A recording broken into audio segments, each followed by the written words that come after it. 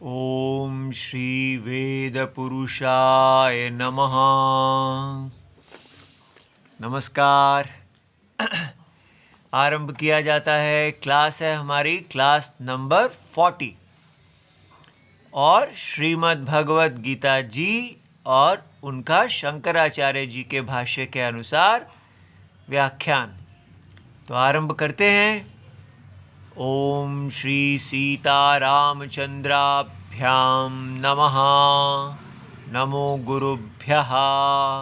अथ कालदेवताः श्री संवत् 2080 माघ शुक्ल पक्षः चतुर्थी मंगलवारः उत्तर भाद्रपाद नक्षत्रं शिशिर ऋतुः उत्तरायणम्। ओम तत्सत्। श्री शंकराचार्याय नमः। अच्छा जी, तो आज हम भाष्य तो नहीं पढ़ने वाले हैं, किंतु अब तक जितना किया है उसके आधार पर एक समीक्षा करते हैं, इवैल्यूएशन करते हैं। क्या है वो? हमने ये देख लिया कि वेदोक्त धर्म कौन से हैं? प्रवृत्ति लक्षणम और निवृत्ति लक्षणम। और इन प्रवृत्ति लक्षणम में हमने क्या देखा कि जहाँ कर्मों को, वेदोक्त कर्मों को ग्रहण किया जाता है और धीरे धीरे पकते हैं और पकते पकते ऐसी स्थिति में पहुँच जाते हैं कि हमें कर्मों के प्रति वैराग्य उत्पन्न हो जाता है और हम बहिर्मुखी से अंतर्मुखी हो जाते हैं और हमें ज्ञान, आत्मज्ञान की इच्छा होती है और हम शास्त्र का उपदेश लेके निवृत्ति लक्षण धर्म अर्थात कर्मों का संन्यास और फिर हम केवल ज्ञान निष्ठा, उस ज्ञान, उत्पन्न ज्ञान में स्थित होते हुए मोक्ष की को प्राप्त करते हैं। ये हमारे वैदिक धर्म हैं दो, जो भगवद गीता बताएगी विस्तार में। अच्छा जी, अब इनका लक्षण कहा गया, ये लक्षण है वर्ण आश्रम धर्म। ठीक है, आरंभ में ही शंकराचार्य जी ने कहा था कि जो वर्णी और आश्रमी हैं उनके द्वारा जो अनुष्ठीयमान है, जो अनुष्ठान किया जाता है, वो धर्म है। तो अब इसके दो हो गए, वर्ण और आश्रम। वर्ण में हमने विस्तार में देखा ब्राह्मण, क्षत्रिय, वैश्य और शूद्र, ये चार वर्णाश्रम धर्म हैं। इनका जो जन्म से ही जिसका जिसका अधिकार है।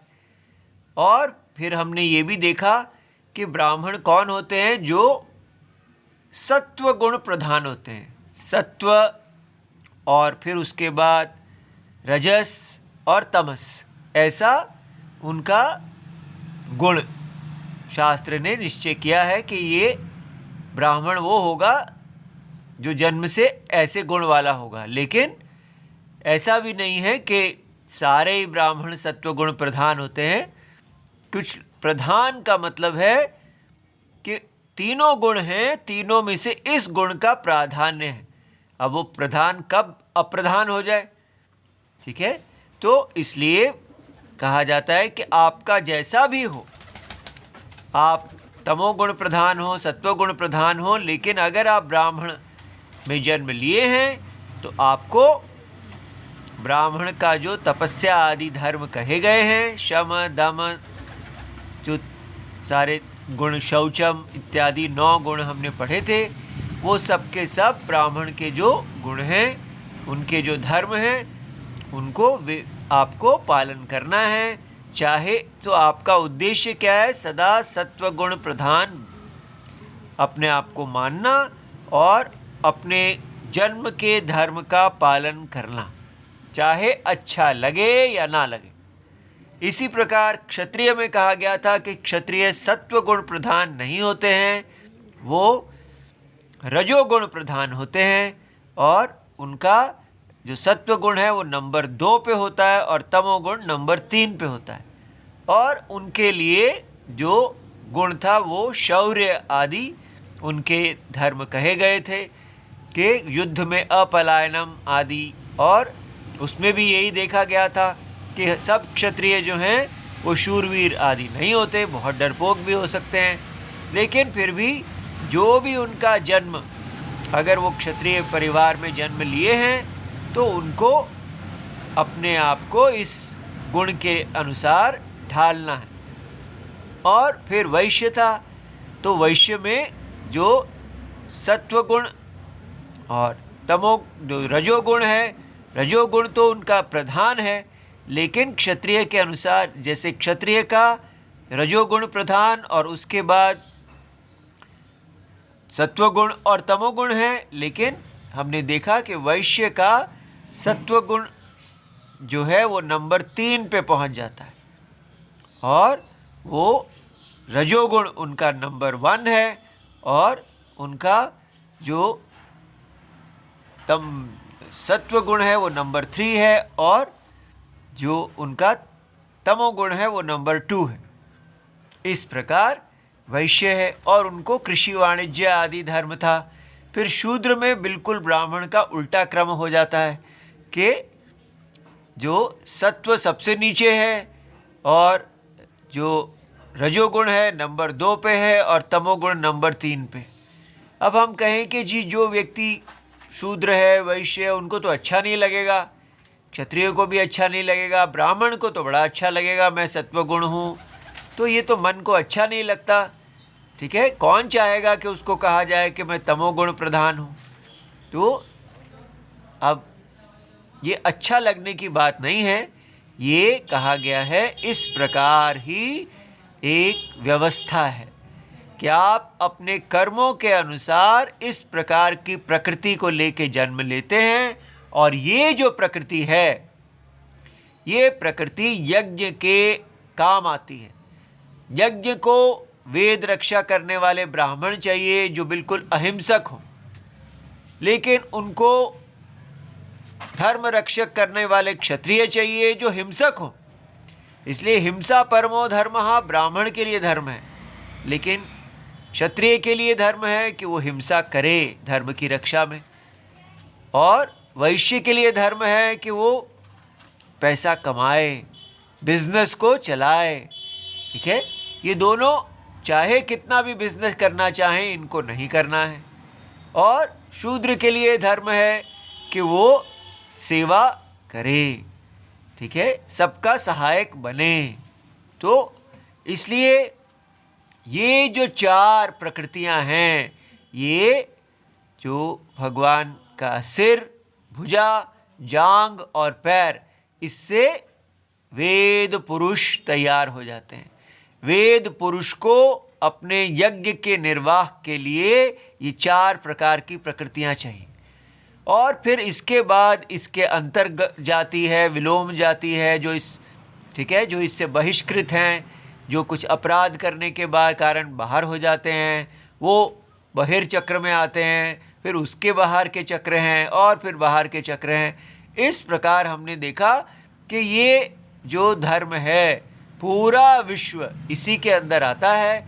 पक्षी आदि सब देवता आदि जो भी है वो बार बार जन्म ऐसे ही लेंगे, और अगर वो धर्म का पालन करते हैं तो आउटर से इनर की तरफ जाते हैं, नीचे से ऊपर की तरफ जाते हैं, और उनके अंदर इस प्रकार वो अपने राग द्वेष, उनके अंदर जो इच्छाएं हैं, उनको अपने अंदर जो महत्वाकांक्षा है, इंडिविजुअलिटी, एक व्यक्ति को व्यक्तिगत महत्वाकांक्षा जो है उसको छोड़ के वो एक समष्टिगत यज्ञ के अंदर अपने आप को देखता है, और एक नॉन कॉम्पिटिटिव, बस केवल ईश्वर, इस परमेश्वर की आराधना में, उनकी अर्चना में वो अपने आप को लगा देता है। तो ये एक तपस्या का फॉर्मूला है, ठीक है, और इसलिए ये व्यक्ति को बांध देता है कि आपको अच्छा लगता है या नहीं लगता, लेकिन पुरुष को अच्छा लगता है।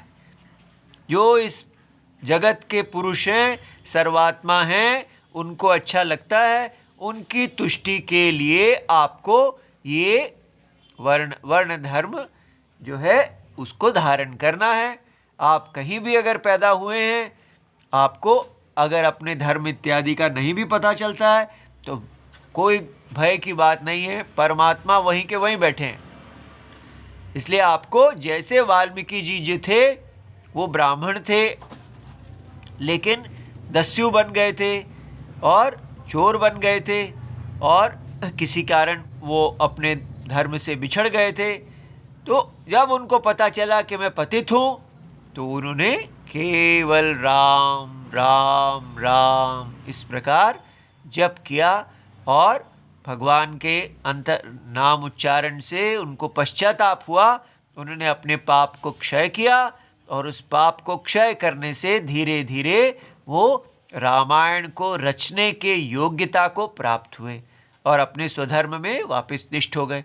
इसलिए हम भी जहाँ भी हैं वहाँ हमको अंतरात्मा में शरण लेना है और अंतरात्मा ही हमारे गाइड हैं, वही हमें बताएंगे, वही हमारे सारथी हैं, कृष्ण जी हैं और हम उनके अर्जुन हैं। तो ये अर्जुन और कृष्ण की जोड़ी जो है वो हम कहीं भी हो, जिस दिन हम जागते हैं अपने धर्म से पतित अवस्था को देखते हैं, हम अपने आप को पुनः धर्म में धीरे धीरे धीरे जैसे जैसे अंतरात्मा हमारे रथ को संचालित करते जाएंगे हम धर्म में स्थापित हो सकते हैं। ठीक है, इसलिए ये तो हुआ वर्ण धर्म। अब आज हम आश्रम धर्म की तरफ दृष्टि डालेंगे। ठीक है, तो आश्रम धर्म जो है वो ब्रह्मचारी गृही वानप्रस्थो भिक्षुश्चतुष्टये। ठीक है, आश्रमः, तो ये जो सूत्र है ये अमरकोश नाम की पुस्तक है, उसका द्वितीय खंड है और ब्रह्म वर्ग है। उसमें ऐसा सूत्र दिया गया है जो ये समझाता है कि जो इनका अर्थ ब्रह्मचारी गृही वानप्रस्थ और भिक्षु, ये जो चार हैं ये किस अर्थ में प्रयोग होते हैं। तो इसलिए वो हम देखते हैं ब्रह्मचारी गृही, तो जिसको हमने यहाँ गृहस्थ कहा है उसको गृही भी कहते हैं, वानप्रस्थ और भिक्षु सन्यासी या भिक्षु, इन चार अंगों वाले समुदाय ग्रुप के अर्थ में आश्रम शब्द प्रयोग किया जाता है। इसलिए आश्रम जब बोलेंगे तो आप मन में आएगा ब्रह्मचारी आश्रम, गृही का आश्रम, वानप्रस्थ का आश्रम या भिक्षु का आश्रम। ठीक है, ये चार जो हैं इनको आश्रम कहते हैं। समझ गए? अच्छा जी, अब ब्रह्मचारी देखें तो क्या ब्रह्मचारी होगा। तो ब्रह्म का अर्थ क्या है? ब्रह्म का अर्थ है वेद। देखो कितना विचित्र है, ब्रह्मचारी माने वेदचारी। ब्रह्म का अर्थ है वेद, वेद के अध्ययन के लिए धारण किए हुए व्रत को भी उपचार होता है समीप आचार के कारण ब्रह्म माने वेद के अर्थ वाला कहते हैं। इसलिए या तो हम कहेंगे वेदचारी या वेद व्रत, जिसके पास वेद अध्ययन का व्रत है उसका आचरण करने वाला। तो इसका अर्थ बन जाता है ब्रह्मचरितुम शीलम अस्य इति ब्रह्मचारी। ठीक है, ये ब्रह्मचारी शब्द की व्युत्पत्ति है, ध्यान से इसको सुन लेना चाहिए, समझ लेना चाहिए। ब्रह्मचरितुम शीलम अस्य इति ब्रह्मचारी, तो इसका क्या अर्थ हुआ? ब्रह्मचारी वह है जिसका शील माने सहज स्वभाव, प्रेशर से नहीं, दबाव से नहीं, वो अपनी ही इतना, जैसे जल का स्वभाव है शीतल, उसी तरह उसका शील, जल का शील है शीतल, अग्नि का शील है गर्मी। ठीक है, उष्णता। तो उसी प्रकार ब्रह्मचारी का शील क्या है? वेद के अनुकूल आचरण करना। तो वेद या वेद व्रत में लगे हुए, वेद अध्ययन आदि व्रत के अनुकूल आचरण करना। ठीक है, तो भारत में जीवन की पहली जो एजुकेशन का विद्या है, पहला जो आश्रम कहा गया है वो ब्रह्मचर्य आश्रम है। ठीक है, तो इसलिए ये अब देखिए कितना क्या है ये, कि व्यक्ति बच्चा जो है वो बचपन में ही उसको ब्रह्म के अनुकूल आचरण क्या होगा, वेद के अनुकूल। ठीक है, वेद के अनुकूल आचरण होगा कि उसको जैसे गायत्री मंत्र में बताया जाता है कि वरेण्यम, कौन वरने योग्य है। ठीक है, तो जो सवित्र देव है, जो सूर्य में जो देवता है, वो ही धियः नः प्रचोदयात्, वो ही हमारी धी, हमारी बुद्धि, हमारे कर्म का साक्षी है, जो उसका प्रचोदन, उसको इंस्पायर, उसको चला रहा है। सो जो हमारी बुद्धि को चलाने वाला साक्षी है वही सूर्य के अंदर जगत की आत्मा है। सो जगत की आत्मा और हमारी आत्मा एक है, ये गायत्री मंत्र बता रहे हैं। ठीक है, सो जगत की आत्मा और हमारी आत्मा एक है, और ये जो आत्मा है ये वरेण्यम, वरने योग्य है, इसे प्यार करने योग्य है। और जो हम इसका ध्यान करते हैं, इसका ध्यान करना चाहिए। मन को संसार से हटा के आप इस आत्मा का ध्यान करें, धीमहि। इस प्रकार ये जो गायत्री उपदेश मिलता है वेद का बच्चे को, और जो जिसका गायत्री में अधिकार है उसको ये मिलता है, जिसका इस मंत्र में अधिकार नहीं है उसको गायत्री अर्थ मिलता है। और इस प्रकार जैसा जैसा अधिकारी है उसको उसके कल्याण के लिए वेद में नियुक्त किया जाता है कि ये परमात्मा जो है, जो सत्य, परम सत्य है, ये प्यार करने का स्थान है। इसमें अगर आप स्थित होते हैं तो आपकी इंद्रियां जो हैं वो अपने आप जो हैं वो निर्मल हो जाएंगी, और आप अपनी सारी इंद्रियों को, मन को शांत करके धो लेंगे, और आप धर्म के आचरण करने के योग्य हो जाएंगे। देखिए क्या क्या दुनिया है। इस प्रकार जो हमारे बच्चे थे वो ब्रह्मचर्य आश्रम में जाने से वो केवल शांत नारायण मुखी हो जाते हैं और केवल धर्मचारी बन जाते हैं। ठीक है, ब्रह्मचारी, ठीक है, धर्म रक्षक, इस प्रकार धर्म के भक्षक नहीं रह जाते। इस प्रकार ब्रह्मचर्य व्रत से उनके अंदर का रावण जीत लिया जाता है।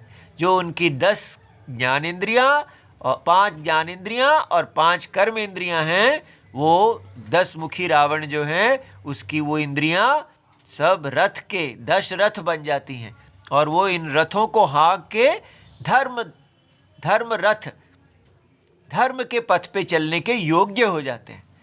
इस प्रकार ये दूसरी व्युत्पत्ति, पहला है ब्रह्मचरितुम शीलम अस्य, अब इसीलिए दूसरा कहा ब्रह्म अर्थात वेद, तप, ज्ञानम वा चरति अर्जयति अवश्यम। वो ब्रह्मचारी है जो अवश्य बिना किसी विकल्प, ब्रह्मचारी वह है जो वेद, तपस्या और ज्ञान की प्राप्ति बिना विकल्प, विदाउट ऑल्टरनेटिव, उसके पास कोई और विकल्प नहीं है, वो उसके लिए यही मार्ग है, करता है। ठीक है, तो देखिए कैसा व्यक्ति इससे तैयार होगा अगर हम ब्रह्मचर्य के अंदर से निकलेंगे। ठीक है, तो साथ ही साथ वो वर्णी, अपना वर्ण भी है और साथ ही साथ आश्रम भी है, वर्णी आश्रमी। तो हर ब्राह्मण जो है वो ब्रह्मचर्य व्रत करके ब्राह्मण धर्म के लिए तैयार हो जाएगा, क्षत्रिय ब्रह्मचर्य व्रत करके क्षत्रिय व्रत के लिए तैयार, वैश्य व्रत के लिए, और शूद्र व्रत के लिए, और जो उससे अन्य हैं वो सब अपने अपने धर्म में स्थित होने के लिए ब्रह्मचर्य व्रत से तैयार हो जाते हैं।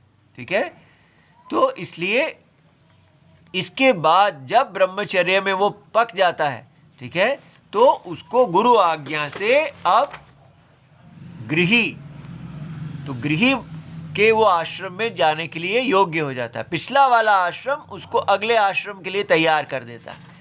तो गृही क्या है? गृहा दाराः सन्ति अस्य, ठीक है। तो गृहा क्या है? गृह का अर्थ यह है पत्नी, ठीक है। अब देखिए, हम सोचते हैं गृह घर वाला, तो घर जैसे घर है, लेकिन यहाँ उसका अर्थ दिया है पत्नी। और पत्नी कौन? धर्म पत्नी, भार्या। धर्म पत्नी भार्या होती है जिसकी, वह गृही, गृहस्थ कहलाता है, ठीक है। तो यहाँ पर तो अब कहेंगे कि दाराः सन्ति, बहुत सारी पत्नियाँ होती हैं जिसकी, ऐसा लिखना चाहिए था। नहीं, संस्कृत में ये दार शब्द जो है वो नित्य बहुवचन में होता है, इसलिए दाराः का मतलब भी एक ही पत्नी होता है, ठीक है। अच्छा, तो धर्म के लिए धर्म पत्नी, तो ये इसका मतलब अब क्या हुआ? आप ब्रह्मचर्य व्रत में अपनी पूरी इंद्रियों को धर्म के का साधन बना के जब गृहस्थ आश्रम में आए, तो पत्नी का ग्रहणम, पानी ग्रहणम किस लिए करते हैं? उनका हाथ किस लिए पकड़ते हैं? धर्म के लिए। धर्म के लिए पत्नी का ग्रहण है, काम के लिए नहीं। हमारे देश में कोई काम पत्नी नाम की चीज़ नहीं है, धर्म पत्नी। और जो काम है पत्नी के साथ, वो भी धर्म करते हुए जो काम की प्राप्ति होती है, वो ही कुशल काम है, ठीक है, स्वस्थ है। तो जब आप पत्नी के साथ रहते हुए धर्माचरणम करते हैं, उसके साथ रहते हुए जो आपको सुख की प्राप्ति होती है, वो सुख की प्राप्ति धर्म का फल है। इसलिए धर्म करते करते ही काम की जो तृप्ति हो जाती है, उसी में हमारा अधिकार है, ऐसा बताया जाता है।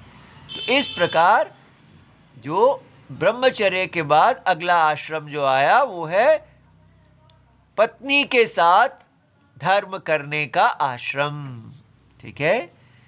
और फिर उसके बाद क्या आया? आप देखो ये कैसा देश है कि आप पत्नी के साथ रह रहे हैं, और लेकिन आपका हृदय कहाँ है?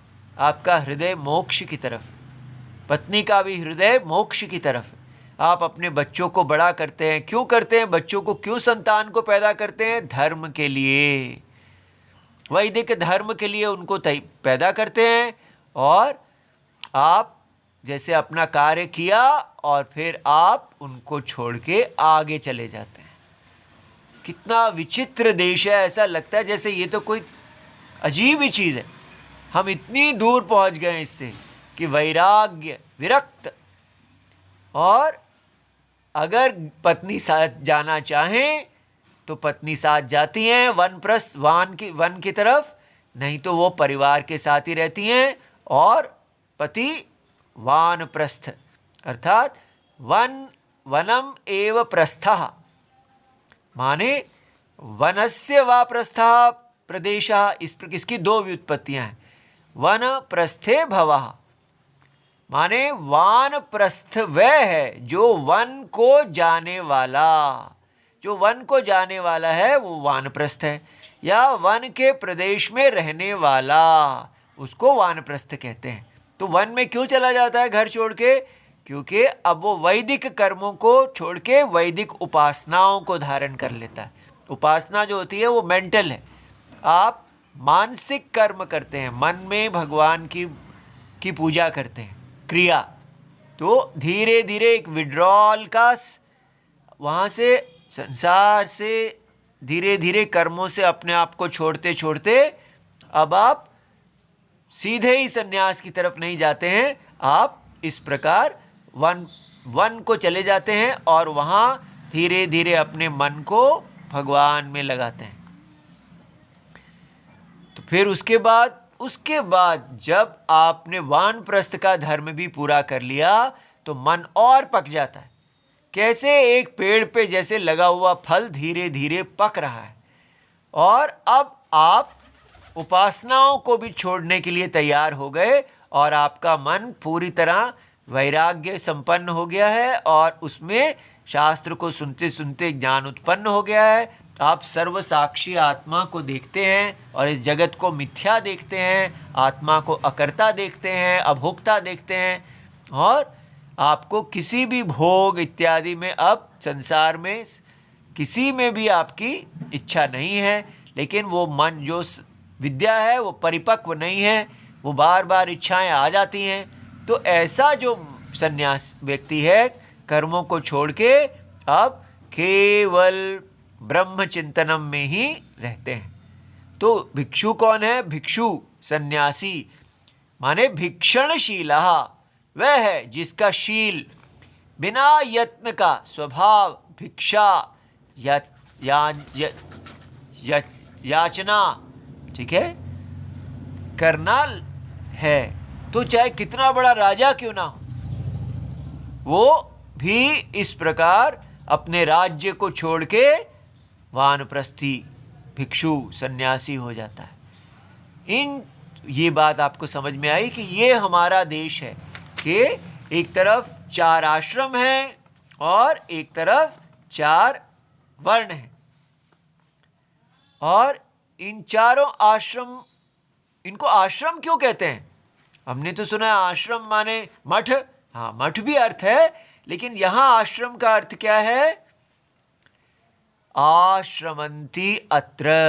ध्यान से सुनिए, देखिए अपने भारत को।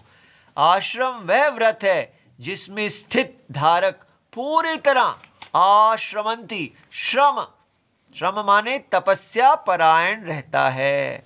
तो चारों आश्रम तपस्या परायणता के स्थान हैं, ठीक है।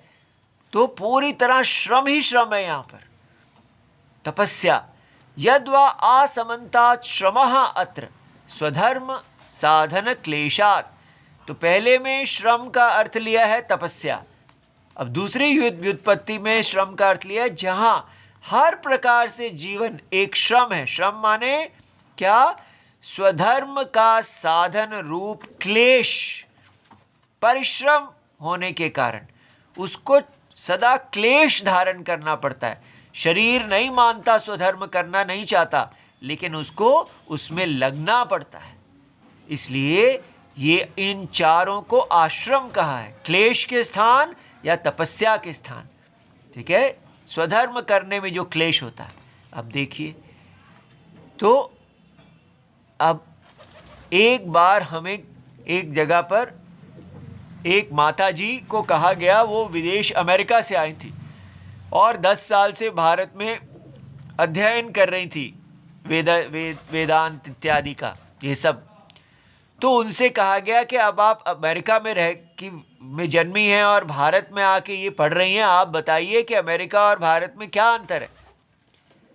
तब उन्होंने कहा भारत तपोभूमि है और अमेरिका भोग भूमि है। और मुझे ये उस समय हमने आरंभ भी की थी अपनी विद्या, और हमें ये डिफरेंस इतना अजीब लगा कि सारा भारत अमेरिका जाना चाहता है और ये माता जी कह रही हैं कि भारत तपोभूमि है, अमेरिका भोग भूमि है, ठीक है। तो हमें तो सुना था कि भारत डेवलपिंग विकासशील देश है और अमेरिका डेवलप्ड विकसित देश है, लेकिन ये भारत को तपोभूमि बता रही हैं। अब देखिए, उन्होंने जो तपोभूमि देखी वो इन किताबों में देखी जो उन्होंने पढ़ी। क्या?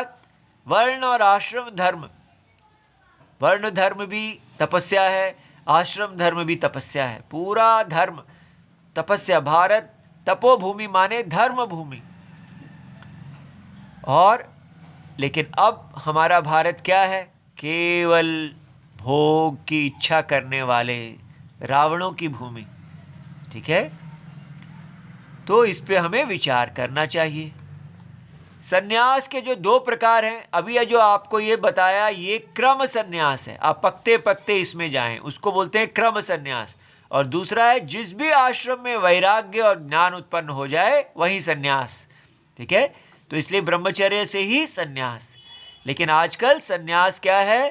केवल भारत क्या है? भारत एक मार्केट इकोनॉमी है, महाबाजार की अर्थव्यवस्था, प्रोफेशनल इंडिया या बाजारू इंडिया। इसलिए ये सब चीज़ें केवल बाजार को देख के होती हैं। जिस चीज़ में आपको ज़्यादा पैसा होता है वो वाला आश्रम आप ले लेते हो। जहाँ पर हम पढ़ने गए सारे ब्रह्मचारी जो हैं वो फटाफट सन्यासी होना चाहते थे, क्योंकि प्रोफेशनल मार्केट इकोनॉमी ये डिमांड करती थी कि जल्दी जल्दी गेरू वस्त्र मिल जाए और फिर अपनी मार्केट तेज हो जाएगी। तो इसलिए हमें ये समझना है कि कोई भी हमको धर्म से नहीं गिराता, केवल हमारी काम अंदर बैठा रावण ही हमको धर्म से गिराता है।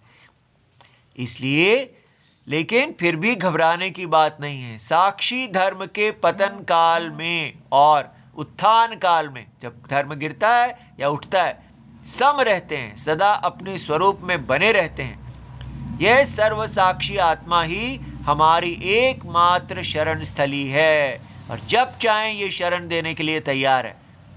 भारत को रुको, देखो और चलो। बॉर्डर रोड्स, हमारी सीमा की जो रोड्स हैं वो हमेशा ऐसा कहती हैं, रुको, देखो, चलो। इस प्रकार विचार करने पर हमारा कल्याण होगा। इति सर्वम शिवम। जय जय सीताराम।